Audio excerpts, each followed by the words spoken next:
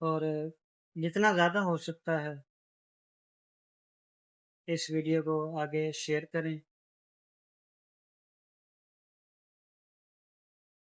اپنے دوستوں تک لے کے جائیں، اور اس ویڈیو کو لازمی طور پہ لائک بھی کیجیے گا۔ ہو سکے تو اگر آپ نیو ہیں، اس چینل پہ نئے آئے ہیں، تو آپ سے گزارش ہے اس چینل کو لازمی سبسکرائب کر دیں، کیونکہ یہی ایک ایسی چیز ہے جس سے ہمیں کافی حوصلہ افزائی ملتی ہے، اور اسی حوصلہ افزائی کی وجہ سے ہم آئندہ وقتوں میں آپ کے لیے ویڈیوز بناتے ہیں اور بناتے رہیں گے۔ تو چلتے ہیں اپنے ویڈیو کے ٹاپکس کی طرف۔ سب سے پہلے جس ٹاپک پہ بات کرنے جا رہے ہیں، اس ٹاپک کا جو موضوع ہے وہ ہے ملک کی اکانومی۔ کسی بھی ملک کی اکانومی کا دار و مدار اس کی صنعت پہ ہوتا ہے۔ مینس کے سادہ الفاظ میں ہم کہیں، کوئی بھی ملک ترقی والا ملک تب ہی کہلاتا ہے جب اس ملک کے اندر رہ کر پیداوار کی جائے زیادہ مقدار میں، اور اس پیداوار کو، اس پروڈکشن کو انٹرنیشنل لیول سے سیل آؤٹ کیا جائے، اور جتنی زیادہ ہو سکتی ہے ایکسپورٹنگ کی جائے۔ ٹھیک ہے، دونوں کے مطلب ایک ہی ہیں۔ ایکسپورٹنگ جتنی ہوگی اتنا زیادہ ملک میں زر مبادلہ آئے گا، جتنا زر مبادلہ آئے گا اتنا ملک خوشحال اور ترقی پذیر ہوگا، اور ترقی کی راہ پر گامزن ہوگا۔ چونکہ جو چائنا تھا وہ پاکستان سے میرے خیال سے 2 سال بعد مارے وجود میں آیا۔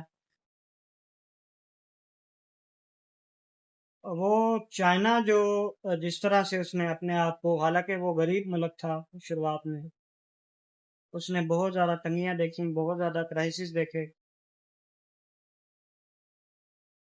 جس کی وجہ سے وہ کافی زیادہ شروعات میں مشکلات کا سامنا کرتا رہا۔ وہاں پہ غربت بہت زیادہ تھی، پروڈکشن نہ ہونے کے برابر تھی، ان کی اپنی صنعت نہ ہونے کے برابر تھی، مگر اس مشکل وقت میں اس نے اپنی انڈسٹری کو کھڑا کیا، اپنے لوگوں کو بتایا، اپنے لوگوں کو تربیت دی، اور سکھایا لوگوں کو کہ آپ کامیاب تب ہی ہوں گے جب آپ لوگ اپنے بلبوتے پر محنت کر کے آگے جائیں گے، اپنے ملک کو آگے لے کے جائیں گے، اپنی قوم کو آگے لے کے جائیں گے۔ اور چائنا نے ایک سمپل فارمولا اپنایا، اس فارمولے پہ ورکنگ کی۔ وہ فارمولا یہ تھا کہ چائنا نے ہر لحاظ سے اشیاء کی پیداوار کرنا شروع کی، مختلف شعبوں میں اس نے کام کیا، ہر طرح کی صنعت اس نے اپنے ملک میں بنائی، چاہے وہ زراعت کی صنعت ہو، چاہے وہ ٹیکنالوجی کی صنعت ہو، چاہے وہ الیکٹرانکس کی صنعت ہو، مطلب کہ جتنی بھی بڑی بڑی مین انڈسٹریز، گاڑیوں کی انڈسٹری، موبائلز کی انڈسٹری، مشینریز کی انڈسٹری، مختلف الیکٹرانکس، گھریلو اشیاء، خاص طور پہ تجارت کی جو صنعت، تجارت کا جو ایک پیشہ وہاں پہ تھا، اس پہ اس نے کافی کام کیا، مختلف ایکسپیریمنٹس کیے، جس کی روح سے اس نے مختلف اشیاء کی پیداوار شروع کر دی۔ اشیاء پیدا کرتے کرتے اس نے اپنی صنعت کو فروغ پہ پہنچا دیا۔ فارمولا ایک ہی تھا، اشیاء کی پیداوار، اور جتنی کم ہو سکے باہر سے اشیاء منگوانا۔ انہوں نے اس فارمولے پہ کام کیا، اپنے ملک میں ہی پیداوار بڑھائی، اور آج ہم سب جانتے ہیں کہ چائنا دوسرے نمبر پہ سب سے زیادہ ترقی یافتہ ملک بن چکا ہے۔ اتنے کم وقت میں اس نے ایک بہت بڑا مارجن عبور کر لیا۔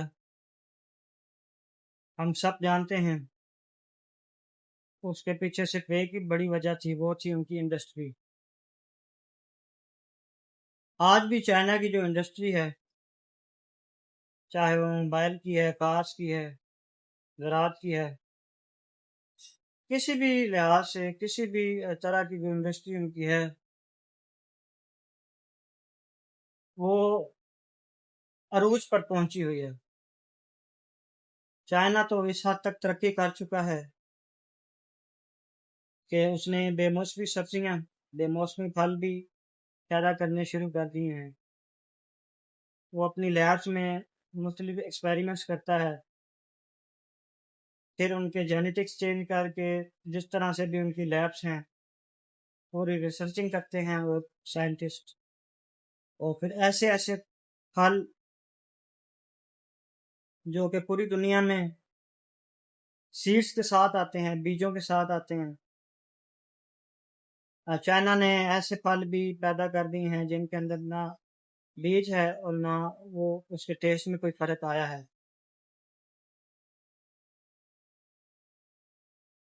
سب سے جو چیز ہے ضروری، وہ چائنا نے اس پہ عمل کیا، وہ تھی محنت۔ محنت پہ اس نے اعتبار رکھا، اور آج ان کا ملک ترقی یافتہ ملکوں میں شمار ہوتا ہے، چونکہ پاکستان 2 سال پہلے عارض وجود میں آیا،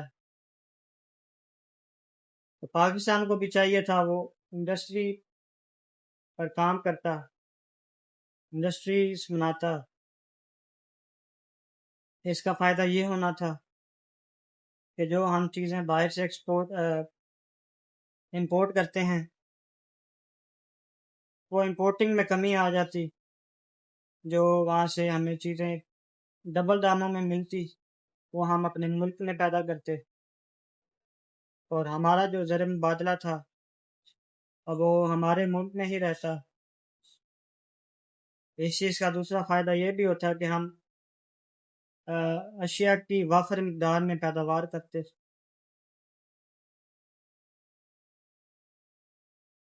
جب وافر مقدار میں پیداوار ہوتی تو ہمارے ملک میں چونکہ اس چیز کی کمی نہ رہتی، تو ہم اس پیداوار کو، اس چیزوں کو ہم آگے دوسرے ملکوں میں بھی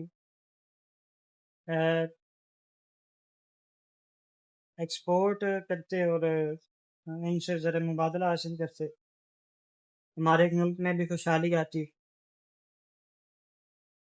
خیر، ٹائم ابھی بھی ہمارے پاس ہے، ملک ترقی کی طرف گامزن ہو سکتا ہے۔ حکومت اس چیز پہ کافی کام کر رہی ہے، جس کی وجہ سے آنے والے وقتوں میں ہم پر امید ہیں کہ ہمارا وقت، جو ہمارا وطن ہے اور جو ہمارا وقت ہے، وہ بدلے گا، اور ہمارے ملک میں بھی خوشحالی آئے گی وہاں پر آتے، جس کی وجہ سے ملک بھی خوشحال ہوگا اور ملک کی ترقی میں بھی اضافہ ہوگا۔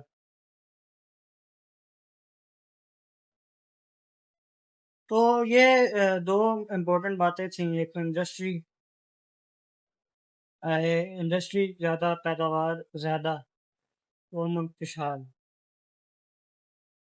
زر مبادلہ جب آئے گا ہمیں وہیں سے ہی ہماری ضرورتیں پوری ہو جائیں گی، ہمیں مختلف قرضے نہیں لینے پڑیں گے، جیسا کہ قدرتی آفت سیلاب کی صورت سے دوچار ہے ہمارا ملک۔ تو اس صورتحال کے پیش نظر خدا نخواستہ اگر آئندہ وقت میں بھی تو اس طرح کا معاملہ ہوتا ہے تو ہم اس چیز پہ کنٹرول رکھ سکتے ہیں، اس چیز پہ پورا کنٹرول کر کے ہم اپنے ملک کو ترقی کی راہ پر گامزن کر سکتے ہیں۔ تو ہر انسان کو چاہیے، کیونکہ قوم تب ہی بنتی ہے جب اس قوم کا ہر فرد اپنا فرض ادا کرے، ایمانداری سے کام کرے، دو نمبری نہ کرے، کرپشن نہ کرے۔ کرپشن بہت بڑا نقصان دیتی ہے پوری ملک کی معیشت پہ۔